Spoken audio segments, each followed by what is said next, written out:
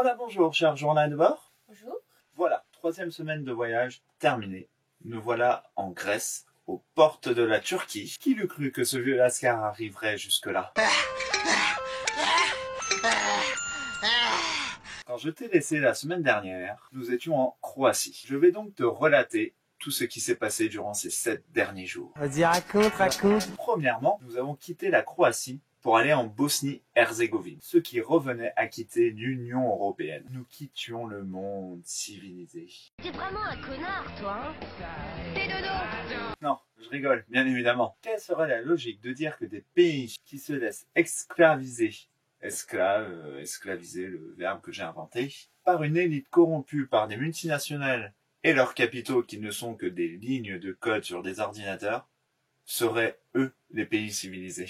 Parce que c'est notre projet! Bref, la traversée de la Bosnie s'est bien passée. Si ce n'est que nous n'avons pas fait gaffe à une chose, c'est notre forfait free et les 25 gigas d'internet dans toute l'Europe. Enfin, toute l'Europe, c'est ce qu'on pensait, car en plus de l'Europe, il y a la Turquie, il y a la Russie, il y a l'Ouzbékistan, mais en fait, pas la Bosnie-Herzégovine. Allez-y, mesdemoiselles. Salope, je te retrouve à l'intérieur, toi. Ouais, c'est ça. Toi, tu rentres pas déjà. Donc le simple fait de rouler avec le GPS, au bout de 5 minutes, avec plus de 7 € le MO, Free m'a bloqué mon forfait, au bout de 50 € d'heure forfait. Merci Free. Mais j'avais pas tout compris là. Sinon, rien de spécial à dire sur la Bosnie-Herzégovine, si ce n'est qu'ils roulent tous en Golf. Golf 1, Golf 2, Golf 3, Golf 4, Golf 5, Golf 6. Je pense que le sport national là-bas, c'est le golf.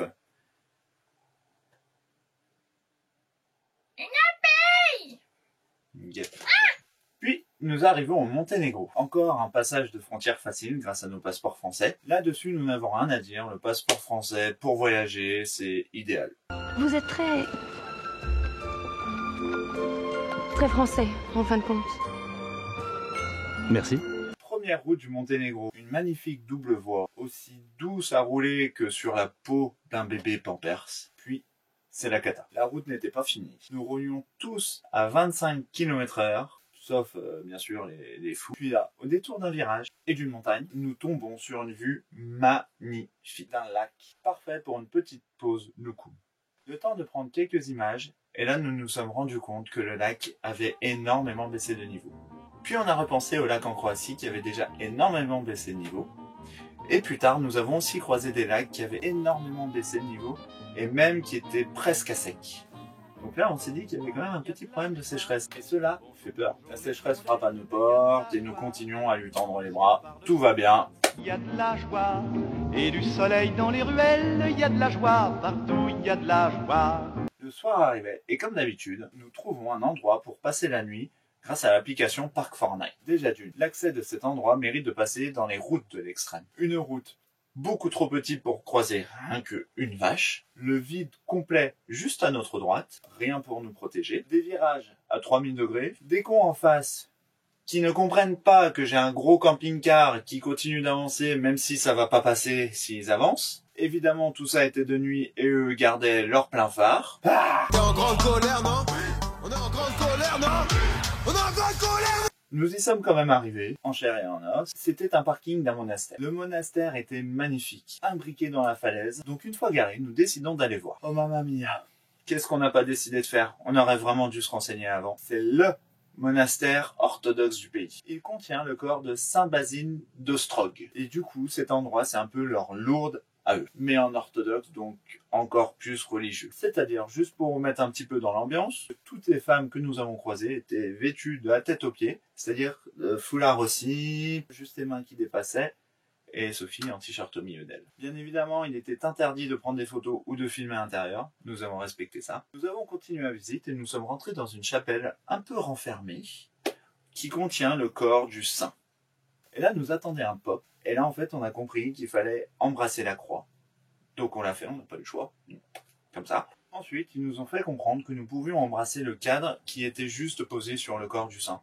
Mort depuis des siècles. Mais ça, on ne l'a pas fait. Nous avons quand même terminé la visite du bâtiment tout en nous dépêchant, car on n'était pas vraiment à l'aise là-dedans. Le lendemain, nous partons tôt, car nous avons prévu de traverser toute l'Albanie en une journée et de dormir en Grèce le soir même. Et vous savez pourquoi on voulait pas rester en Albanie? Parce que je suis un cochon! Non, car Free est encore plus cher qu'en Bosnie-Herzégovine, là-bas.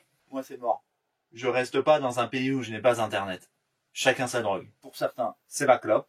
Moi, c'est Internet. Le tabac, c'est à vous. On en viendra tous à bout. Première chose qui marque en Albanie, c'est que ce sont tous des fous du volant. Cette fois, ils sont partis, les fous du volant. Ils doublent quand ils veulent. Même s'il y a zéro visibilité, ils doublent. Même s'il y a la visibilité et qu'il y a une voiture en face, ils doublent. C'est pas grave, ça passe. Au niveau des clignotants, c'est même pas qu'ils les oublient comme en France, par exemple, c'est que ils s'en foutent. Mais bon, à ma grande surprise, en fait, j'ai kiffé conduire dans ces conditions-là. J'y trouvais une certaine logique et moins de restrictions, donc c'était cool. Nous avons même traversé la capitale qui est Tirane, ou Tirana, je crois en français. Il y avait des bouchons, mais tout s'est bien passé. Je me suis même mis à klaxonner comme eux. Un vrai plaisir. Ah si, il y a un truc très chiant sur les routes en Albanie, c'est leur dodane. Je crois qu'il y a un truc qu'ils n'ont pas compris. Ils ont cru qu'un dodane, ça devait être une bosse d'un dromadaire. Donc ils ont pris un pâté de béton, et ils ont fait une bosse de dromadaire. Donc t'as beau la prendre à 5 km/h, tout vole dans le camping-car. Deuxième chose, ce sont les écarts de richesse. On a vu de très très belles voitures, des BMW toutes neuves, des Merco, des Audi toutes neuves. D'ailleurs, ils adorent nettoyer leurs voitures. On voit des stations de lavage tous les kilomètres à peu près. Et à côté de ça, il y a beaucoup de paysans avec leurs charrettes sur les routes nationales.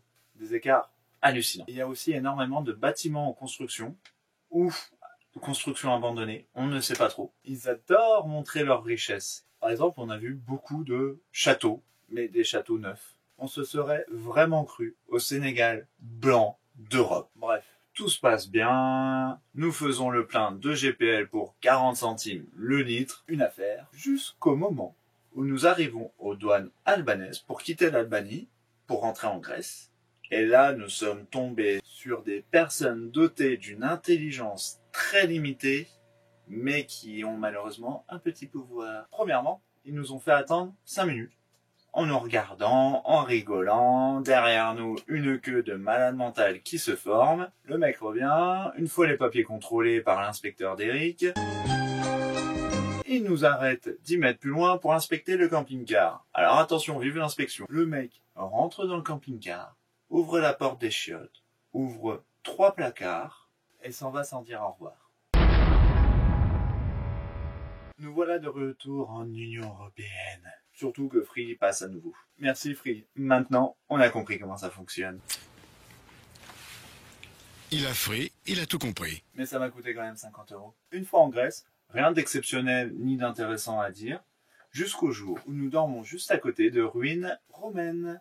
Et non grec, près de la ville d'Edessa. Nous allons donc faire la visite gratuite des ruines. Heureusement que c'était gratuit parce que, bon, c'était pas fou. Nous étions avec des Français qui dormaient aussi au même endroit que nous. Mais au moins, pendant cette visite, nous avons découvert un truc exceptionnel. Des concombres d'âne. Ce n'est pas une blague. Concombres, des apostrophes. Âne. En fait, c'est une plante qui a une boule, et cette boule, quand elle est mûre, elle explose au moindre contact. En fait, à l'intérieur de cette boule, il y a une pression de 6 bars. Pour vous dire, dans un pneu de voiture normale, il y a à peu près 2 bars, 2 bars 5. Dans le camping-car, il y a 4 bars, 4 bars 5. Dans cette mini-boule, il y a 6 bars. Autant te dire qu'au début, on était comme des gamins. On a tout testé avec ces boules. C'est bizarre à dire. Après avoir fini de jouer, nous sommes partis pour la cascade d'Edessa. Donc une cascade qui tombe directement de la ville, c'est mignon à voir. Juste, comme d'habitude, Sophie qui m'a demandé d'aller me mouiller pour aller prendre une photo. L'eau était très très froide, et au final on n'a pas de photo. Merci Sophie.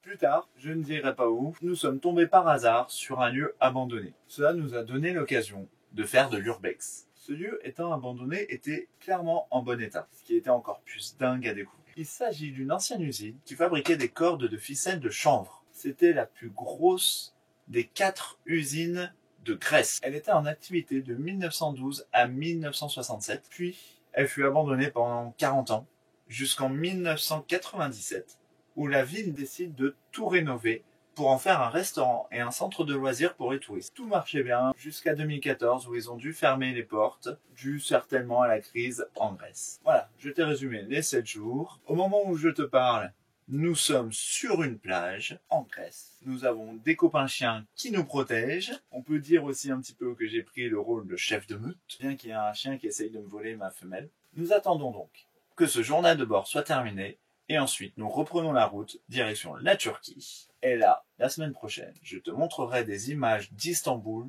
J'espère qu'on fera de belles images. Je te souhaite donc une très bonne semaine et s'il te plaît, vraiment, c'est important, partage notre vidéo un maximum. Car depuis que nous avons fait une vidéo sur ce qui se passe vraiment au Chili, Instagram et Facebook nous ont très clairement censurés.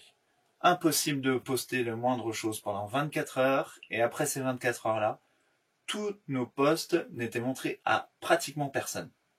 Donc, censure oblige, s'il vous plaît, aidez-nous. Savez-vous seulement ce que c'est qu'une dictature? Une dictature, c'est quand les gens sont communistes. Déjà, ils ont froid, avec des chapeaux gris et des chaussures à fermeture éclair. Je te remercie donc pour ton attention, et à mardi prochain. Bisous.